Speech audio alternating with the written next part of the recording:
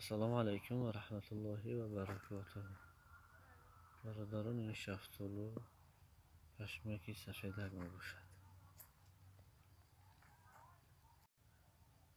این دمی شب روز می پزد. قریب ده چند روزیگه موندگی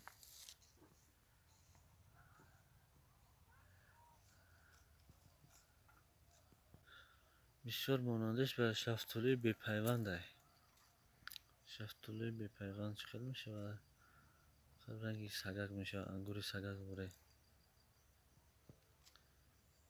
اینم هم خیلی بوره قریب ماننده ده ویدش.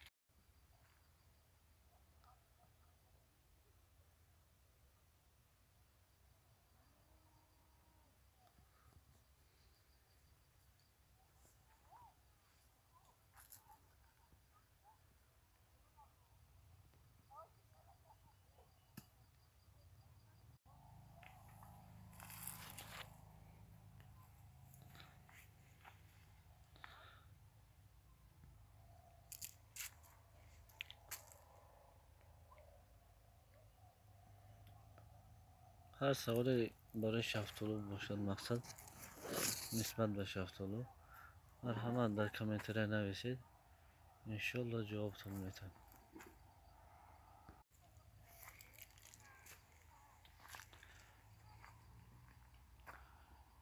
این کمی بسیار میبنده همین حالده مقصد همین نمود شفتالو بسیارتر میبنده، ولی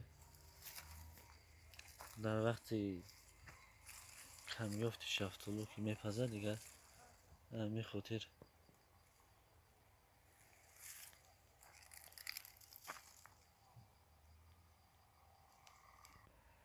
خیلی گفتگی برین. هر سوال داشته باشین مرحمت در کامنتری نویسید، انشالله ما جواب شما رو میدیم. البته خیلی باقی در پناه خدا باشین تا ویدیو آینده.